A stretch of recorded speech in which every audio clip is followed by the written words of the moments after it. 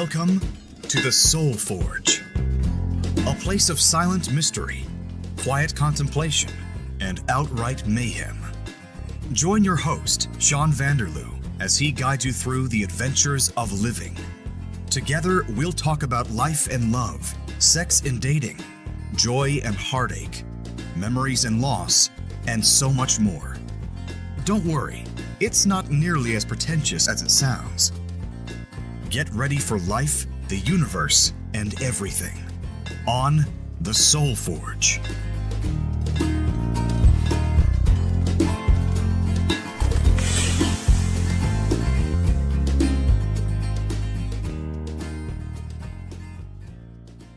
Hey there, everybody. Welcome to episode 23 of the Soul Forge podcast. I'm your host, Sean Vanderloo, and have I got an exciting episode for you today. What are we going to talk about? Well, here goes. A few weeks ago, there was a big Halloween dance. I'm not sure if I told you about that or not on a previous episode, but I was the bartender, and during the course of the night, a guy that I know named Paul, or nicknamed Sparky, he is a regular contributor to the Rusted Robot podcast. The Rusted Robot Podcast. He emails in almost every week, and we get quite a few cool discussions going on because of his emails with his buddy. A few weeks ago, we ran into each other. He was buying drinks or something, and we got to talking. So we were talking about podcasts, of course, and he said, you know what, I've not listened to a lot of the Soul Forge yet, but one of the things that you mentioned in some of the early episodes is that you went on certain adventures because of girls or something. And then he said, I kept saying that, but that's a story for a different day, and I'll talk about that later on another episode. So I actually listened to a few of the earlier episodes, and more than once, I was talking about something, and I said, but that's a story for another time. So I figured, why not take episode 23, and we'll just talk about some random adventures that I have gone on, or things that have happened to me because of my lifelong obsession with girls. Lots of fun, I'm sure. I've written some down. I'm sure there's more that I can't remember right now, but we'll go ahead. We'll get right into it. So I remember saying I've been obsessed with girls all my life. I was in love with a girl named Adele in kindergarten, a girl named Krista in grade 1. I can't remember any specific adventures or funny stories because of them. Not that there weren't any, there might have been, but that's a long time ago, and I can't really remember. One of the first instances of me doing something silly because of a girl happened when I was probably 7 years old. At that time, I lived in Sault Ste. Marie, lived in the townhouse complex known as Grove Crescent. That's right across from Finn Hill, and I had a couple friends who lived on Lake Street. Now, my buddy Peter, he lived on Lake Street. I used to live across from him the previous year, and then we moved to Grove. But I still went to the same school. We all hung out, and we had a couple friends that were sisters who lived just down the street from Peter. And I think Rebecca was a year younger than us, and her sister Elsa was probably a year or two older. And so what did we do? Well, Elsa, in her infinite wisdom, said, let's go play in the bushes like we always do. And between Grove and Lake Street was fairly substantial bush from what I remember. And we always played in the back of Elsa and Rebecca's yard because in their bush area there was a nice pond and a fairly open area, but secluded and well enough away from the houses. So this one time, Elsa says, "Hey, let's show each other our private parts." I remember Mom having previously said, "Never show anybody your junk." Well, she wouldn't have said junk, she would have said stuff. Or actually, her famous name for a boy's private part was pipiliti. Shawnee, don't show anybody your pipiliti. But of course, me being obsessed with girls, Elsa said, okay, what we're going to do is we're going to go around the pond and we're going to show each other our stuff. And so I remember Peter whipped his out. Peter whipped out his Peter. I whipped mine out. She, of course, because she was older and manipulative, didn't whip anything out, but said, hey, you can look at Rebecca's boobs. And, of course, Rebecca was probably 6 and didn't have any boobs, and so she took her sister's shirt off, but there was an undershirt underneath, and then we had to go because we were being called for dinner or whatever it was. So anyway, long story short, I showed my junk because Elsa wanted me to. And I shouldn't have done that, but I was hoping to see some girl stuff, which I never got to see. Why do I even remember that story? I don't even know. I'm not sure I could even find the pond again if I tried to. I don't know what house Elsa and Rebecca lived in. And I don't even know if the bush between Grove and Lake Street still exists or if it's been filled in by houses or not. But that was probably like around 1983, so quite a while ago. Just a vague memory of showing my stuff, and I shouldn't have shown it. So first solid memory of adventures with girls. What else happened? There's the pork and bean incident, but I'm going to tell that at the end of this episode because it's silly, it's stupid, it's funny, and I still can't believe that happened. So what happened in the meantime? Well, I remember in grade 9, I was obsessed with Sherry, who I've talked about before, and I would do anything to spend time with her. And so one time, she and a bunch of friends were going Christmas caroling and asked me along. And of course, I went. Can I sing? I cannot sing. I'm tone deaf. I can't carry a tune in a paper bag. I can't read music. I can't play musical instruments. I can't dance. I've got no rhythm whatsoever. But to spend time with Sherry, sure, I'll go sing carols with you. Why not? It was cold. We walked a lot, and we went to strangers' houses to sing. But I got to spend some time with her, and that was the main thing. I remember we were in the back of somebody's van as we were being taken from one place to another, and I put my head on her shoulder just because I wanted to get close to her. She pushed me off. So, didn't have a lot of luck throughout these adventures. Grade 10 or 11, I went to a girl's house because she invited me over to play basketball. Once again, no rhythm, no coordination, no care for sports at all, but it was a chance to spend some time with a girl, and so I did. Nothing happened, nothing came of it. It was just an afternoon spent with a girl that I knew from school, and not a lot of fun, but it was something to do, and nothing ever came of it, of course. And speaking of Sherry, she's the entire reason I moved to North Bay for university, because I wanted to spend time with her, and I didn't know what I wanted to do with my life for school, and she was going there, and it wasn't far away from the Soo, only about 5 hours, and it was more time to spend with her, so naturally, that's where I went to school. That's probably pretty well shaped the rest of my life, because of everything that happened. I could have gone, I was accepted to where? I was accepted to the school in Windsor. I think I was accepted to a school in Thunder Bay, also just right across the border in Sioux, Michigan, and the one in North Bay. So I could have gone to a bunch of different spots, but I went to the school where Sherry was going, because why not? I also joined the school newspaper because of her, because it was more time to spend together. Speaking of school in North Bay, that's where I met Stephanie in the second half of my first year. So, January of 1996, I believe. And we got to hit it off pretty well. This is the girl that I was obsessed with. Turned out she was a lesbian, so there was no possibility of anything happening. But it was my first lesbian experience, the first one that I'd ever met or knew that I had met. And I really liked her. I liked her a lot. So what did I do?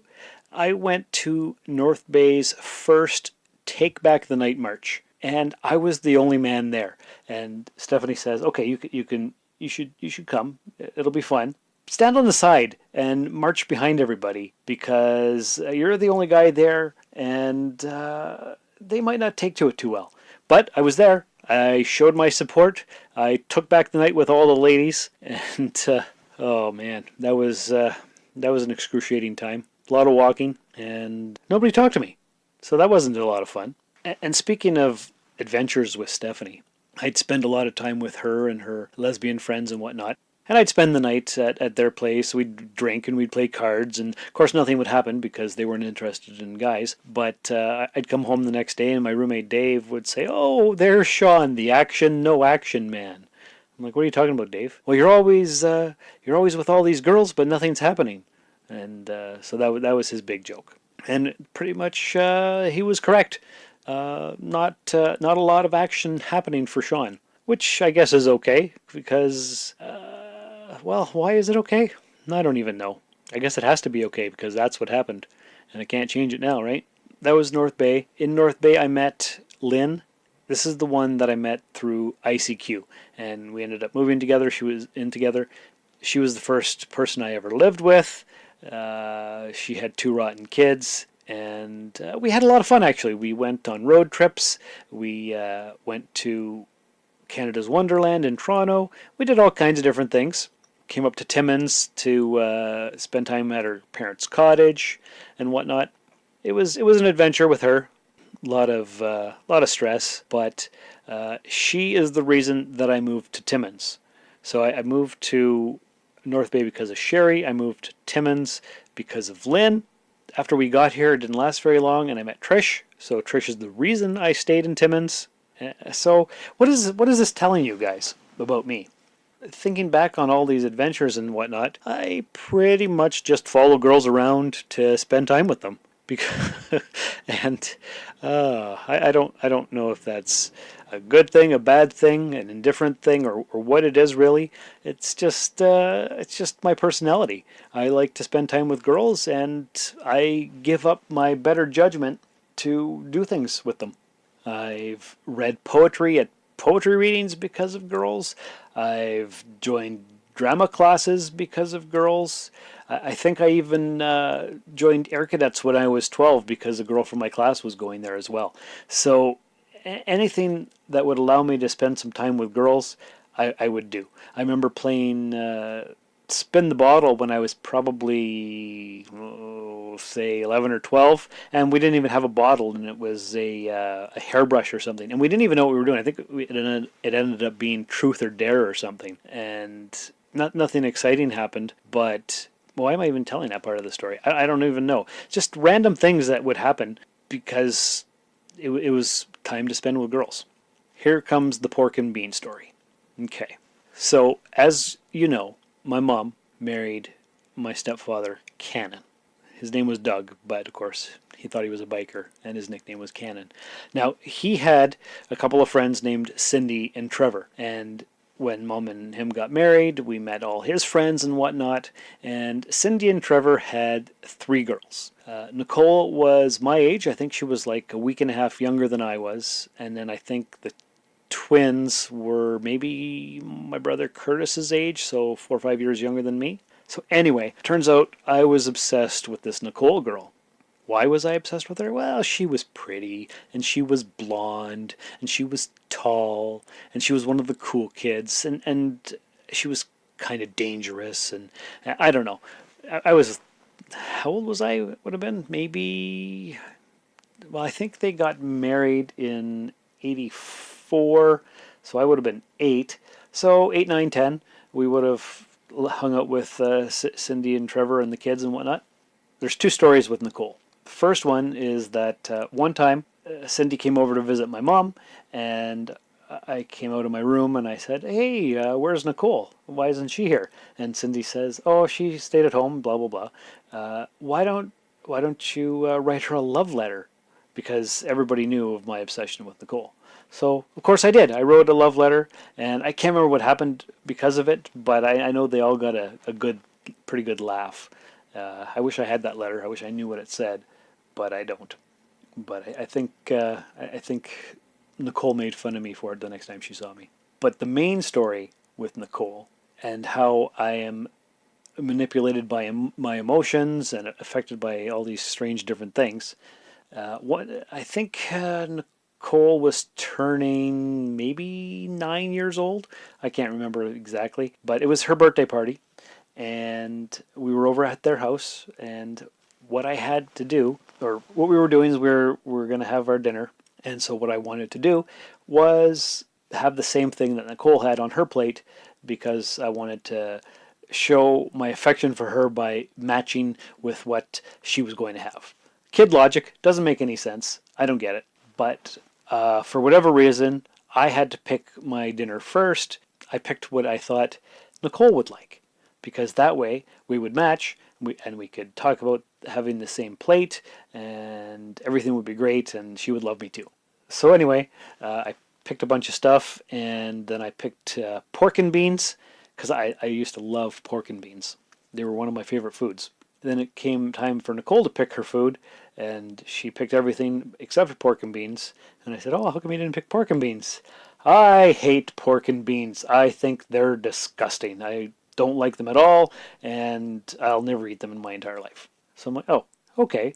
So as I was eating my pork and beans, they tasted like garbage, and I vowed right then and there that I would never eat pork and beans again. And I don't think I had them again for years, probably not until my mid-20s before I even attempted to try them again, and I still didn't like them. And I may have had them 2 or 3 times since then, but it still reminds me of the whole Nicole incident. So what this tells me is that, for the most part, when it comes to girls, I lose all senses. My brain stops working. I don't think logically. All sense goes right out the window. I don't even know why. And I've tried to get better as the years have gone by, but sometimes I still find myself losing my judgment, lacking perspective, and just doing whatever because there's going to be a girl there that I can spend time with. Now, I think I've got a handle on that, and that's probably not true, but right now everything seems okay. Time will tell, of course, but I do and I have done a lot of strange things because of girls. Just like when I was 11 years old and my girlfriend at the time, Crystal, said that we should kiss, even though our parents said that we shouldn't kiss until we're both 13 and we were 11, but we did it anyway because it was her idea, and of course, hey, I'm gonna do what you want, so you like me more. So that's pretty much what I've concluded. I will do things so that I'm well liked. And I will do stupid things, I will do dangerous things, I will do ridiculous things, or I have done ridiculous things, stupid things, dangerous things because of girls. And now that I've recorded this whole episode about these incidents, and I'm sure there's lots more that I can't remember, but now that I've recorded this episode, I need to be more aware, more conscious of my choices and the reasons for them. And that's the whole reason for the Soul Forge podcast, because we put our motivations and the things that we do on the forge, and we examine it under the flames. And I hope that's what I've done this week. I think it's a bit of a disjointed episode because it's just memory recall, flashbacks, and so on. Because a lot of these incidences happened so long ago, it's really hard to remember all the details as if they were fresh. But I think you get the general idea. So Sparky, I hope some of these stories have entertained you. I hope it's entertained everybody. I hope you've learned something. I hope it's made you look back at your own life and question your motivations for certain things that you've done or things that you've allowed to have happen to you. Do you have your own pork and bean incident type of story? Have something totally ridiculous that when you actually say it out loud, you can't believe that this happened? I'd love to hear it. I'm sure all of our listeners would love to hear it as well. Send me an email, soulforgepodcast@gmail.com, with your particular story. If you'd like to actually record something and send an MP3, I'd love to play it on the show as well. That would be fantastic. Tweet me, put in a review in the Apple Podcasts or iTunes Store or whatever app you're using. That's always appreciated. If you'd like to share the link for this episode on your Facebook page or your Twitter account to let more people know about the show, that would be highly appreciated. But just wanted to say thanks for stopping by the Forge, and I hope you got some value out of this episode. And remember, life can only be understood backwards, but has to be lived forward. This has been another episode of the Soul Forge Podcast with Sean Vanderloo. If you'd like to contact the show, email us at soulforgepodcast@gmail.com. We are Soul Forge Pod on Twitter. You can follow Sean on Twitter and Instagram at Darth Vaderloo. Please rate and review us in Apple Podcasts or the podcatcher of your choice. To support the show for as little as $1 a month, visit patreon.com/Darth Vaderloo. Thanks for visiting the Forge. We will see you for the next episode.